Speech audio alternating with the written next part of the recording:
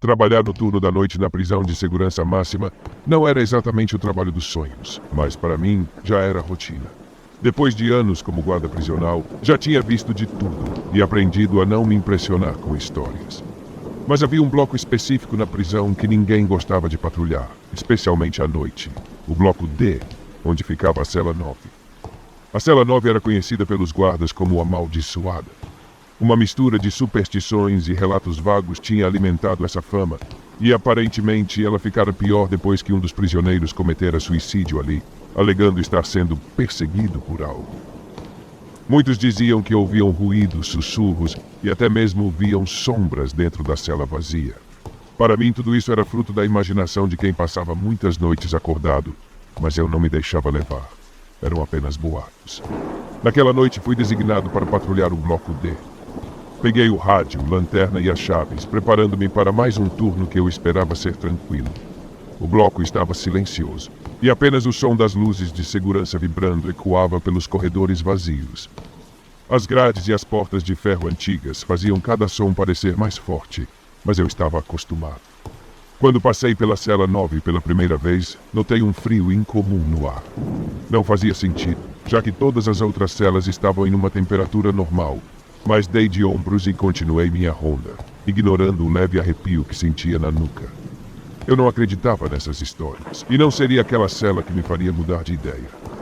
Conforme a noite avançava, o bloco parecia cada vez mais deserto, e o silêncio tornava-se quase opressor. A cela 9 estava vazia desde o suicídio do último ocupante, mas toda vez que eu passava por ali, não conseguia deixar de sentir como se alguém estivesse me observando de dentro da cela. Era uma sensação que não fazia sentido, e eu tentava afastá-la. Foco no trabalho, eu me dizia, é só mais um turno.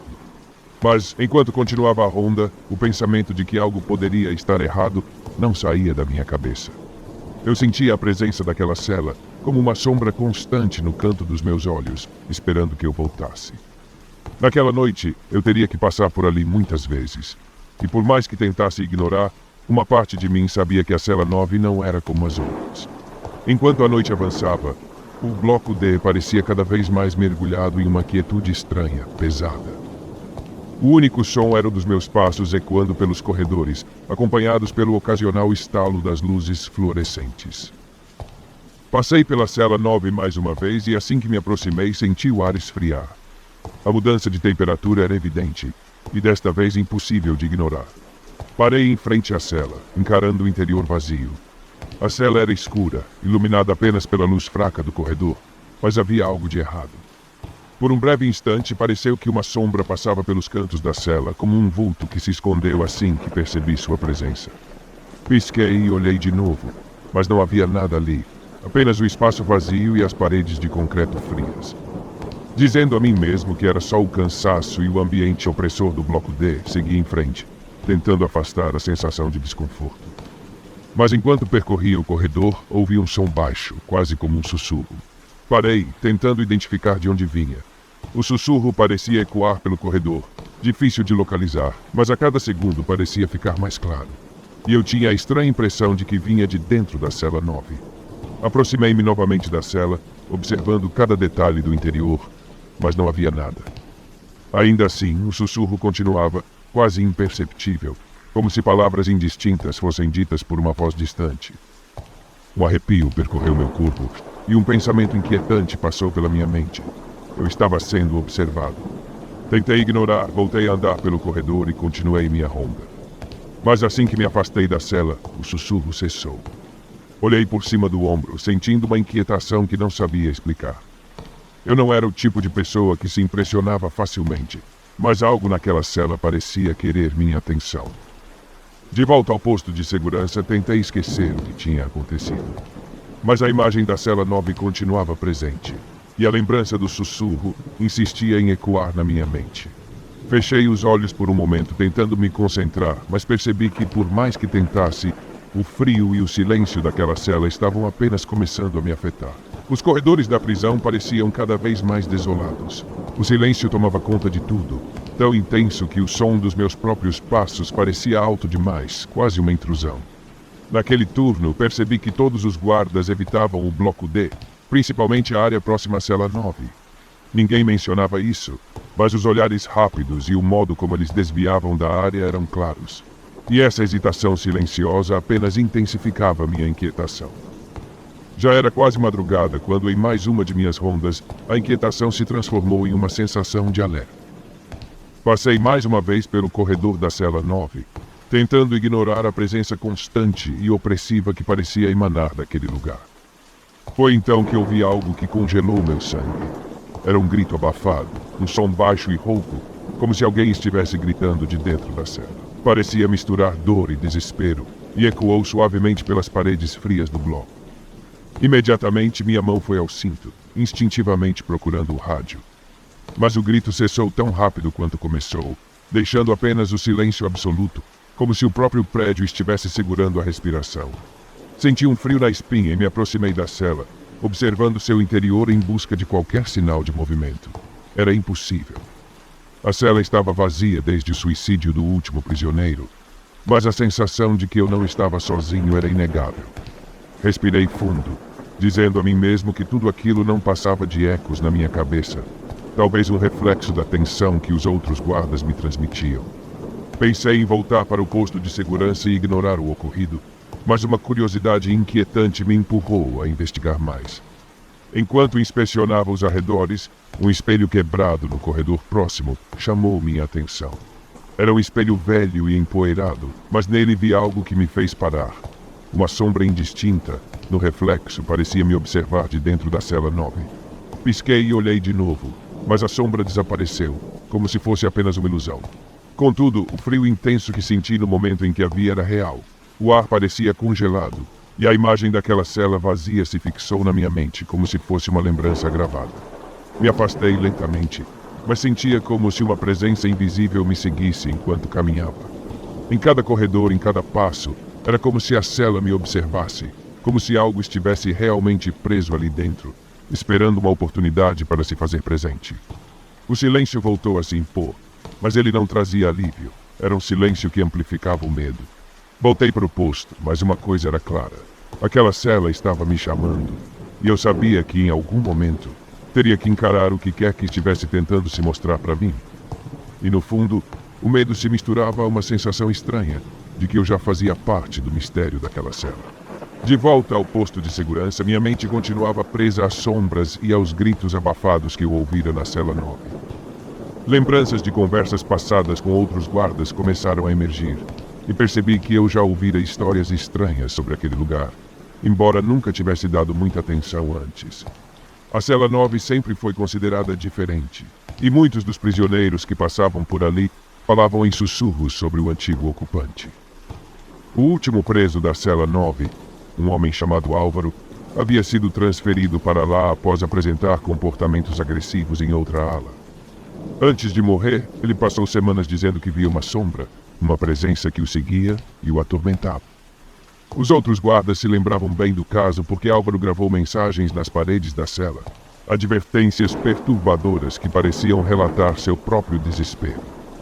Decidi que precisava ver essas marcas com meus próprios olhos. Naquela noite, enquanto fazia minha ronda, me aproximei da cela 9 com mais calma, deixando que a luz da lanterna iluminasse o interior aos poucos. Na parede do fundo, palavras escuras ainda estavam gravadas no concreto, como se o tempo não tivesse conseguido apagá-las completamente.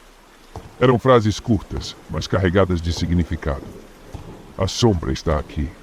Não me deixa em paz. Sinto o frio dela toda noite. Essas palavras, gravadas em uma caligrafia trêmula e desorganizada, diziam muito sobre o estado de Álvaro antes de morrer. Algumas frases pareciam rabiscadas às pressas, e algumas letras estavam borradas com o que parecia ser sangue. A cena era perturbadora, e mesmo sem querer acreditar, uma parte de mim começava a entender que a cela 9 guardava algo sombrio, algo que não pertencia a este mundo. Olhei em volta, como se esperasse ver alguma pista que explicasse os acontecimentos, mas não havia nada além do silêncio absoluto. Entretanto, senti o ar mudar novamente, ficando gelado, denso, como se algo estivesse prestes a se manifestar. A lanterna em minha mão começou a falhar, e eu assisti, congelado, enquanto as luzes no corredor piscavam, lançando sombras que pareciam se mover ao meu redor. Foi então que, por um instante, vi um reflexo no vidro da cela. Era o rosto de um homem, Um rosto pálido e contorcido, que parecia preso em uma expressão de terror absoluto. A figura desapareceu tão rápido quanto apareceu, mas o impacto daquela visão me fez recuar um passo, com o coração disparado.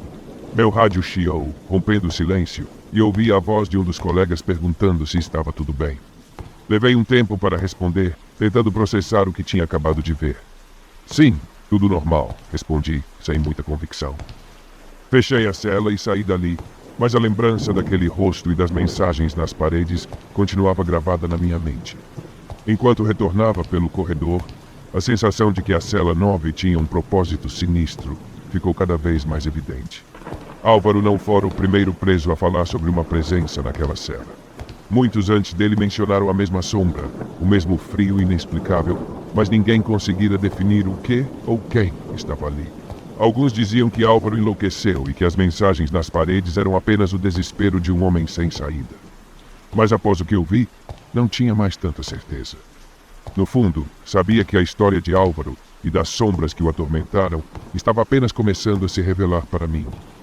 Aquela cela não era apenas uma cela vazia. Algo nela estava vivo, e uma parte de mim temia que estivesse tentando se comunicar, ou talvez me alertar, sobre o que eu ainda estava para enfrentar. A noite estava particularmente sombria e fria quando comecei minha ronda no Bloco D. Uma tempestade havia se formado lá fora, e as luzes da prisão tremiam ao ritmo dos trovões distantes. A cada estalo das lâmpadas, sombras pareciam se projetar ao longo das paredes, criando formas que pareciam se mover por conta própria. Algo me dizia que aquela não seria uma noite tranquila. Cheguei à cela 9, e mais uma vez, o ar pareceu congelar ao meu redor. O corredor estava mergulhado em um silêncio absoluto, tão pesado que cada passo parecia ecoar até o infinito. Enquanto iluminava o interior da cela com a lanterna, uma sensação de pavor tomou conta de mim. A cela estava vazia, mas parecia que algo invisível ocupava cada canto daquele espaço estreito. Foi então que ouvi as primeiras batidas. Elas vieram de dentro da cela, abafadas e ritmadas, como se alguém estivesse golpeando as paredes com uma força contida, mas insistente. O som reverberava, cada batida se tornando mais forte e mais próximo. Engoli em seco, tentando manter a calma, mas uma parte de mim sabia que não estava ouvindo coisas. Aproximei-me das barras, tentando enxergar algo no interior. Um trovão iluminou brevemente o corredor e naquele instante vi uma figura de relance. Era um homem, com os olhos arregalados e um rosto marcado pelo desespero. Ele parecia me olhar diretamente, a boca aberta em um grito silencioso que ecoava dentro da minha mente. Antes que eu pudesse reagir, a figura desapareceu, como se fosse feita de sombras. A lanterna começou a falhar, piscando no mesmo ritmo das luzes do corredor, e a escuridão passou a dominar. Senti o suor frio escorrendo pela nuca, e por um instante considerei correr, deixar o bloco e não olhar para trás. Mas a cela parecia me chamar, e uma força inexplicável me mantinha preso ali, como se algo estivesse determinado a me impedir de escapar. Subitamente, uma sombra começou a se projetar para fora da cela, movendo-se em minha direção. Era como se a própria escuridão estivesse ganhando forma e avançando, preenchendo o corredor ao meu redor. Senti o frio me envolver, uma presença opressiva e avassaladora, e um arrepio gelado percorreu meu corpo. Era como se eu estivesse sendo puxado para dentro da cela, como se a sombra tentasse me aprisionar ali também. No meio do pânico, ouvi uma voz baixa, quase um sussurro, chamando meu nome. Roberto. A voz parecia ecoar de todos os lados, preenchendo o ambiente, e uma dor aguda se instalou em minha cabeça, enquanto a sombra parecia se aproximar mais e mais. Meus pensamentos estavam em desordem, e a única coisa que eu conseguia fazer era recuar lentamente, com as mãos trêmulas, tentando me libertar daquela presença esmagadora. Finalmente, reuni todas as minhas forças e me virei, correndo em direção ao final do corredor. Atrás de mim, o som de passos e sussurros continuava a me perseguir, como se a sombra estivesse grudada em mim, determinada a me alcançar. Meu coração disparava, e tudo o que eu conseguia pensar era em sair daquele bloco o mais rápido possível. Ao passar pela última curva do corredor, lancei um olhar para trás e, por um segundo, vi a figura novamente, parada em frente à cela 9, me observando. Seus olhos, sombreados pela escuridão, pareciam fixos em mim, com um olhar de tristeza e raiva ao mesmo tempo. O frio ainda estava em mim, mas continuei correndo, ignorando o peso daquela presença que parecia me seguir. Quando finalmente saí do bloco D e alcancei a área de segurança, soltei um suspiro, mas sabia que aquele encontro ficaria comigo para sempre. A cela 9 guardava algo sombrio, e eu não era o primeiro a descobrir. Mas, ao contrário de outros, eu não tinha certeza se ela me deixaria partir completamente. Cheguei à área de segurança ofegante, com as mãos trêmulas e o coração ainda disparado. Meus colegas me olharam com expressões confusas e preocupadas, mas ninguém disse nada. Eu tentava achar palavras para explicar o que acontecera, mas tudo parecia surreal demais para ser verbalizado. No fundo, sabia que nenhum deles acreditaria no que vi. Após alguns minutos, um dos guardas se ofereceu para ir até a cela 9 comigo. Queria verificar o que havia me assustado tanto. Relutante, concordei. Caminhamos juntos de volta ao bloco D, e enquanto atravessávamos o corredor sombrio, senti o frio familiar se espalhar pelo ar. A cela 9 estava vazia, como sempre, mas o ambiente estava pesado, opressor. Nenhum de nós mencionou isso, mas o desconforto era evidente. Quando abrimos a cela, nada parecia fora do lugar, mas todos sentimos um arrepio gelado ao cruzar a porta. Meu colega tentou disfarçar, mas ao sair, comentou que o local estava inexplicavelmente gelado. Ele olhou para mim, hesitante, e por um momento parecia reconsiderar o ceticismo que demonstrara antes. Na manhã seguinte, fui direto ao diretor da prisão. Pedi uma transferência, explicando que não podia continuar trabalhando no turno da noite. Ele tentou questionar meus motivos, mas parecia ver o cansaço e o medo em meus olhos, e acabou aprovando meu pedido sem muitas perguntas. Mas mesmo depois de deixar o turno noturno e de me afastar do bloco D, a cela 9 continuou a me assombrar. Aquela presença, a sombra, o frio intenso, tudo permanecia em minha mente, como uma marca invisível que eu sentia a todo momento. Depois da transferência para o turno diurno, eu esperava que as lembranças daquela noite na cela 9 começassem a desaparecer. Mas o que aconteceu parece ter se enraizado em mim, tornando-se uma sombra constante. Toda vez que passo por um corredor vazio ou escuto um som repentino, sinto a mesma inquietação que experimentei naquele turno, e um arrepio percorre minha espinha, trazendo de volta as lembranças. Comecei a perceber algo estranho.